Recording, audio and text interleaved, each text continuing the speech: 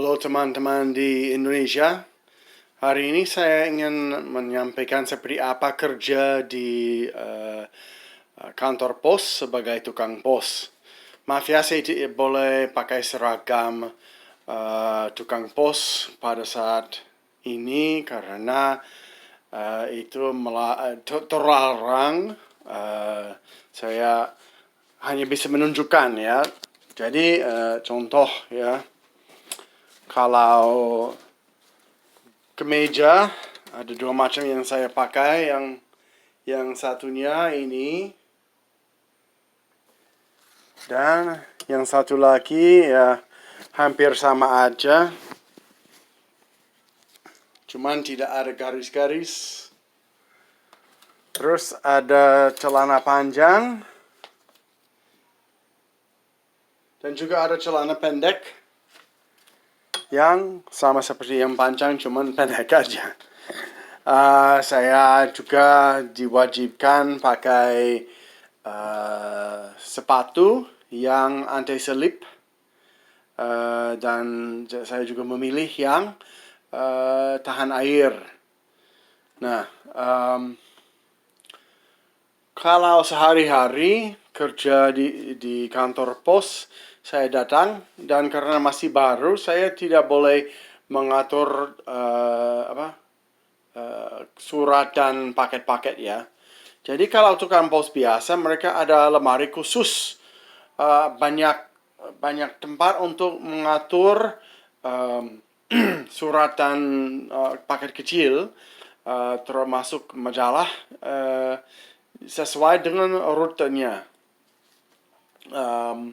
Jadi mereka lakukan itu sampai selesai, dan semua dimasukin ke tempat-tempat yang dibuat dari plastik dan diantar ke truk kecilnya, namanya kalau bahasa Inggrisnya LLV atau Long Life Vehicle, artinya kendaraan tahan lama atau hidup lama kalau long life ya. Dan itu dimasukin ke dalam kendaraannya. Kemudian mereka berangkat. Nah, kalau alat-alat dipakai termasuk truk itu, selain itu maaf ya, selain itu ada juga scanner yang warna biru dan sudah berada di kantor pos selama, kalau nggak salah ingat, 25 tahun. Kalau LLV-nya 35 tahun sekitarnya, yang paling, kalau nggak salah, yang paling baru 35 tahun, ada yang lebih tua lagi. Kalau selain itu ya wadah-wadah untuk DPS. DPS itu artinya surat-surat yang sudah diatur, sudah apa sih namanya, diorganisasi sesuai dengan rutenya, jadi sesuai dengan dari awal sampai selesai ya. Dan juga biasanya ada beberapa itu tempat itu ya mungkin sedalam ini dan panjangnya ya, sekitar ya mungkin kurang dari semeter. Terus itu plastiknya fleksibel. Dan itu kami biasanya taruh di sebelah tempat duduknya yang berada di sebelah kanan, karena kalau di Amerika kami jalan di sebelah kanan ya, dan kalau ada kotak pos itu kalau di sebelah jalan akan di sebelah kanan juga. Jadi kami harus menyetir sebelah kanan dalam kendaraan di posisi sebelah kanan juga. Kalau biasanya jalan sebelah kanan, tapi menyetir di sebelah kiri. Tapi karena saya sudah beberapa tahun menyetir di Indonesia, sudah terbiasa, nggak apa-apa. Tapi yang baru, waktu saya belajar pakai LLV-nya, ada salah satu anaknya, bukan anaknya, tapi orang yang masih muda, dia sangat susah belajar pakai LLV-nya. Dia harus putar-putar terus dan terlihat gugup dan tidak pede. Jadi DPS atau DPS, maaf ya saya tidak ingat artinya. Pokoknya itu surat-surat yang sudah diorganisasi oleh mesin-mesin sortir. Terus ada wadah lain dari bahan plastik yang tidak dapat tidak fleksibel ya pokoknya. Nggak dapat agak lipat atau gimana ya. Dan itu sedikit lebih panjang, mungkin semeter. Dan kalau dua-duanya lebarnya hampir sama, sekitar ya mungkin kalau dari sini sampai ke sini ya. Jadi sekitar kalau bahasa Inggris kami pakai foot dan inches ya, inci. Kalau ini itu sekitar mungkin 12 inci ya. Maaf ya, apakah itu jelas kurang dari setengah meter ya? Kalau dalamnya juga hampir sama. Dan itu biasanya di dalam itu kalau majalah surat dengan tulisan tangan daripada tulisan dari mesin, dari printer, juga majalah dan paket yang kecil yang tidak begitu tebal, juga tidak begitu besar. Jadi kalau paket dalam dus-dus biasanya nggak masuk ke lemari itu dimasukin terakhir. Jadi kalau saya datang tempat kerja, terus saya ambil DPS, saya ambil yang satu lagi namanya flats, itu yang majalah dan lain-lain itu. Flat itu artinya tipis ya, atau apa sih? Saya lupa ya. Pokoknya majalah paket kecil, surat dengan tulisan tangan dan lain-lain seperti itu yang lebih besar. Jadi itu saya ambil, saya atur sesuai dengan rutenya, maksudnya setiap wadah. Jadi yang wadah yang paling DPS yang paling terakhir akan di bagian bawah, di apa sih? Stacking apa sih? Stack. Pokoknya satu di atas yang lain ya. Terus kemudian kalau flats itu susah di satu di atas yang lain itu. Jadi itu ya satu aja. Jadi maksud saya ya contoh ya, saya di dalam lemari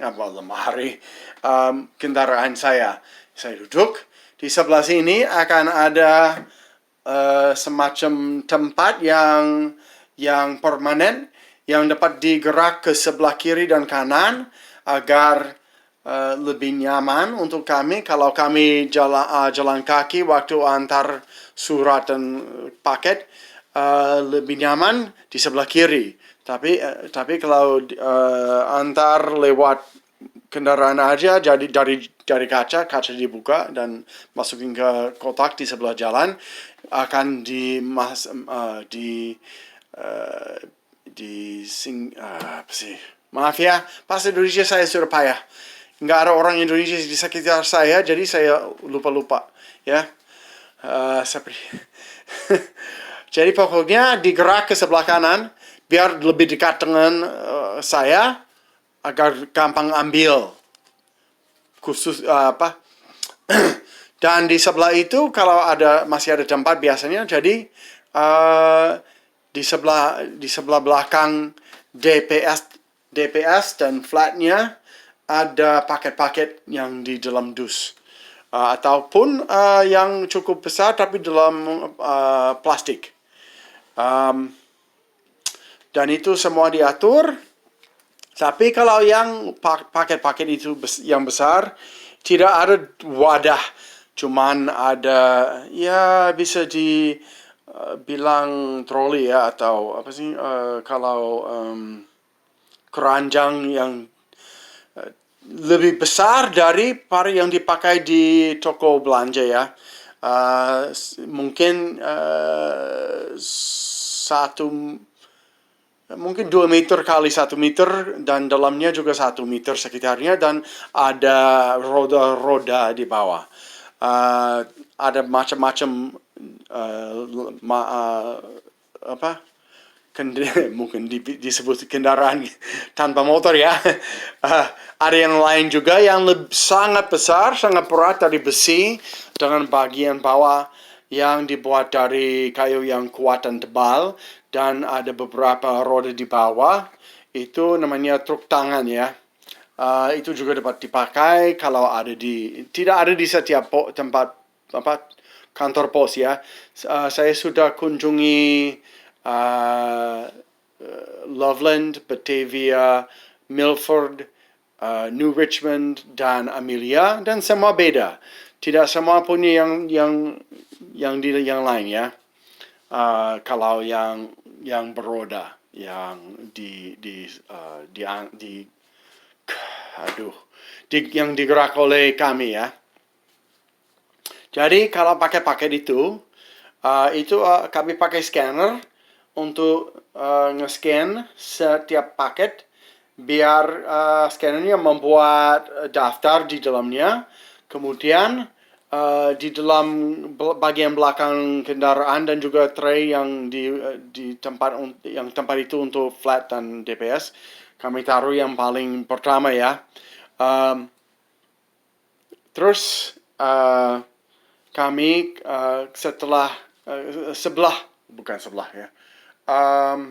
sambil nge-scan, kami taruh setiap paket sesuai dengan zonanya.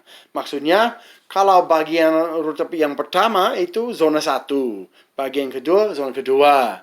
Terus, jadi kami menyesuaikan sesuai dengan nomor yang disebut oleh scannernya. Dan kemudian kalau kami sedang di jalan, kami dapat melihat daftar itu untuk memastikan harus ambil yang mana. Nah, pada awalnya sebenarnya komunikasi dalam kantor pos dalam pengalaman saya kurang bagus. Jadi ada hal-hal yang saya tidak diajarkan. Contoh, untuk melihat daftar semua paket yang di-scan, saya tidak diajarkan, baru tahu minggu lalu. Dan ini saya mulai belajar pada pertengahan Maret dan mulai antar surat dan paket pada awal April. Jadi dari pertengahan Maret sampai minggu lalu, yaitu akhirnya Juli, saya baru dapat informasi tentang daftar paket-paket yang saya sudah meng-scan. Pada awalnya saya diajarkan hanya sedikit tentang masalah sebelum berangkat ya. Tugas seperti masukin semua barang ke dalam truk tidak diajarkan oleh pelatih saya. Dan pelatihan yang saya dapat ada 3 macam ya. Macam yang pertama, orientasi. Orientasi itu sekitar 5 hari. Dan termasuk dalam itu 1 hari saya ke tempat lain untuk belajar pakai LLV-nya. Minggu kedua itu akademi. Akademi saya belajar lebih lanjut tentang tugas saya sebagai tukang pos. Keduanya membosankan dan kurang optimal, sangat kurang optimal menurut saya. Banyak yang seharusnya diajarkan yang tidak, dan pelatihnya kayaknya kurang diajarkan cara yang baik untuk melatihkan. Dia lucu, banyak membagi cerita-cerita pengalaman dia kepada kami, cuman dia kurang profesional dalam menyampaikan apa yang kami perlu tahu. Dan pelatihan yang real, yang nyata ya, hampir tidak ada ya. Banyak ngomong-ngomong, banyak baca Uh, dan ya mengecewakan ya. Jadi 2 minggu seperti itu. 1 minggu lagi dan sebenarnya kalau minggu itu ya 1 minggu untuk itu saya disuruh ke salah satu kantor pos untuk mengikuti salah satu tukang pos selama 1 hari. Hanya untuk melihat ya. Jadi saya bisa lihat sendiri seperti apa tugasnya. Nah, setelah 2 minggu itu, saya baru dapat on the job instructor. Artinya pelatih pada waktu kerja. Dan tapi sayangnya, saya hanya bersama dia selama 4 hari. Dan dia hanya punya pengalaman 1 tahun tok. Jadi dia pernah ikut kursus dari kantor pos untuk menjadi OJI, on the job instructor, pelatih saat kerja. Tapi pengalaman dia singkat, 1 tahun aja, dan dia belum sampai jadi tukang pos yang karir, yang sudah diangkat menjadi permanen, ya. Jadi kalau saya dan dia, kami belum permanen, ya, bisa dilepas. Susah kalau sudah selesai dengan waktu probation. Pokoknya probation itu waktu di mana kami dapat seharusnya dapat informasi feedback itu apa ya? Pokoknya seharusnya ada waktu setiap 30 hari ketika kepala kantor pos itu memberikan saran dan kritis kepada saya. Saya hanya dapat itu 1 kali toh. 30 hari saya dapat. 60 dan 90 saya tidak dapat. Jadi balik ke OJI ya. Jadi dia pintar, dia sangat cepat, dia juga pandai, juga sinis dan sarkastis. Tapi dia ajarin saya dan saya bisa lihat bahwa saya akan kesulitan. Kenapa kesulitan? Yang pertama karena kalau waktu itu masih cukup dingin, derajatnya sekitar kalau suhu Celcius mungkin suhunya sekitar 22 sekitarnya. Tapi saya bisa lihat saya sudah berkeringat sambil jalan. Dan saya sadar bahwa ketika jadi panas dan di sini kalau panas itu di atas 30. Saya akan menderita karena saya gampang dan cepat berkeringat dan cepat dehidrasi ya. Tapi saya mau bertahan, mau coba ya. Setelah 4 hari bersama dia, saya dikasih separuh dari salah satu rute bersama dengan tukang pos yang satu lagi yang baru. Dan kami jadi teman. Terus saya antar setiap hari jadi lebih cepat, sedikit-sedikit lebih cepat. Lama-kelamaan ya saya bisa sekitar dalam waktu yang mereka ingin ya, karena mereka punya batasan waktu untuk antar semua surat dan paket. Kalau tidak selesai dalam waktu itu akan ada yang disuruh dikirim untuk membantu ya. Jadi akan ambil sebagian dari yang tersisa yang supaya selesai sebelum jam 6 sore. Sore bukan malam karena kalau pada bagian tahun ini musim panas bisa masih matahari masih terlihat pada jam 8 sampai jam 9 kalau musim panas di sini ya, karena posisi kami relatif equator itu jauh beda dari kalian di Indonesia. Jadi jadi saya semakin panas, saya semakin menderita ya. Saya berusaha bertahan, saya nanya banyak tukang pos, minta saran untuk menjadi lebih cepat, untuk tidak dehidrasi.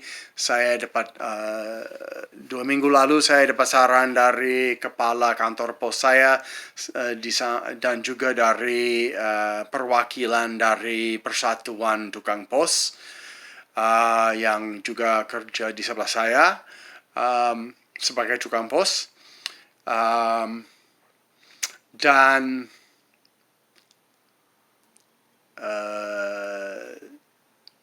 hari Sabtu yang terakhir saya sempat dehidrasi tanpa sadar dan ada kecelakaan kecil. Tapi saya akan membicarakan itu nanti ya di video yang lain ya. Pokoknya kalau kami yang tukang pos ada macam-macam rutenya. Ada rute yang murni naik kendaraannya ya, LLV-nya. Ada juga yang murni jalan kaki, tapi itu sudah jarang. Jarang ada yang namanya walk out. Artinya jalan kaki dari kantor pos ke semua rumah. Dan itu susah. Terutama kalau ada banyak paket ya. Pasti nggak bisa. Harus bolak-balik kalau banyak paket. Saya kasihan kalau yang walkout ya. Kalau yang berikutnya naik kendaraan ke tempatnya, turun jalan kaki, kembali turun kembali. Itu namanya park and loop atau parkir dan muter-muter. Juga ada yang parkir dan satu arah aja. Itu kalau namanya deadhead. Itu artinya hanya satu arah mengantarkan surat dan paket. Kalau balik nggak ada rumah, nggak ada gedung untuk mengantarkan pos surat dan lain-lain kepada. Ada juga kadang-kadang kami tidak bisa jalan karena terlalu pendek dan membuang waktu, dan juga tidak bisa antar ke sebelah jalan karena kotaknya nggak di sebelah jalan. Jadi mungkin terlalu jauh dari jalan, mungkin di rumah. Pokoknya kami turun, antar ke rumah yang satunya, balik ke kendaraan, maju, antar, kembali, maju, antar, kembali. Itu namanya hop. Hop itu lompat ya. Jadi kami kadang-kadang harus lakukan itu. Ya, ada yang dimana kami harus masuk ke gedung seperti technical center ya, atau gedung dengan banyak bisnisnya, di mana kami harus masuk dan muter-muter di dalam gedung itu, dan itu menyenangkan karena kalau musim panas sejuk, kalau musim dingin panas. Bukan panas tapi hangat ya. Dan tentu saja yang mounted itu murni pakai kendaraannya. Itu dari awal sampai selesai seharusnya kalau sudah keluar dari kantor dengan semua suratan paket, seharusnya biasanya ya sekitar 5,5 sampai 6 jam. Dan itu termasuk masukin barang, juga menyetir ke tujuannya, dan kembali juga dalam waktu kami kerja dalam 8 jam ya. Kami dapat 2 waktu istirahat selama 10 menit. Ya, jadi bagian 4 jam pertama 10 menit. Bagian kedua 4 jam juga 10 menit, dan itu dibayar. Kalau untuk makan siang, itu secara otomatis dikurangin dari laporan waktu kami oleh komputer. Jadi pakai tidak pakai, waktu makan siang tetap tidak dibayar 30 menit. Jadi harus pakai ya kan? Dan kesulitan saya kalau saya ikuti salah satu rute cukup lama ya, mungkin seminggu, saya akan cukup cepat. Mungkin tidak secepat yang sudah berpengalaman banyak, tapi saya hampir bisa dalam waktu yang dikasihkan. Tapi belakang ini mungkin 2,5 sampai 3 bulan ya. Saya diputar terus, saya dipindah-pindah terus. Mungkin 1 hari tok di satu rute, jarang lebih. Dan itu membuat saya bingung karena waktunya tidak cukup. Mungkin karena saya sudah tua, sudah sedikit pikun. 1-2 hari tidak cukup untuk memorisasi jalan rutenya yang sepanjang 5,5 sampai 6 jam. Dan itu membuat saya frustrasi. Tapi ya udah, itu tugas saya melaksanakan sesuai kemampuan saya. Dan sering seperti saya bilang, saya dikirim ke kantor pos yang lain daripada yang kantor pos saya. Seringkali saya minum banyak ya. Saya minum air, saya minum air kelapa, saya minum Gatorade, Powerade, Body Armor, Pedialyte. Dan tetap saja seringkali saya pulang dan saya kelelahan sampai saya istirahat di karpet dan anak-anak saya sedikit membantu saya, mengawasi saya, kasih saya minuman atau gimana ya,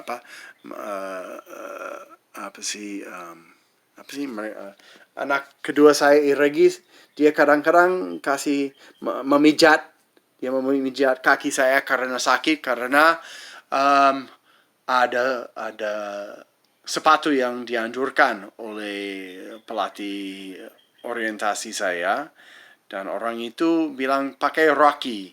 Rocky itu seperti jalan di atas udara. Jadi saya percaya dia. Bodoh, soalnya dia supir truk, bukan tukang pos. Ternyata nggak nyaman. Tali sepatunya itu dibuat dari plastik, jadi gampang terlepas. Terus yang awalnya saya dapat pesanan saya dan terlalu sempit, jadi saya ganti dengan yang lebih lebar, terlalu lebar. Jadi saya terpaksa menggantikan tali sepatunya dan juga pakai kaos kaki dengan ada karet seperti ini, biar kaki saya tidak gerak-gerak dan membuat mata kaki saya tergelincir, ya pokoknya nggak selip ya, nggak jatuh atau gimana karena terlalu besar ya. Menyesal ya, sekarang menyesal saya menghabiskan $165 untuk sepatu yang tidak begitu bagus. Nah, kalau anti-slipnya bagus, tapi dan cukup tahan air, tapi selain itu nggak nyaman buat saya ya. Tapi kaki saya mungkin bisa dianggap lebih sensitif. Ya pokoknya itu seperti hidup saya sebagai tukang pos yang akan berakhir sebentar lagi karena saya tidak dapat bertahan gara-gara terlalu sering dan cepat dehidrasi. Nanti saya melanjutkan dalam video yang berikutnya. Terima kasih ya.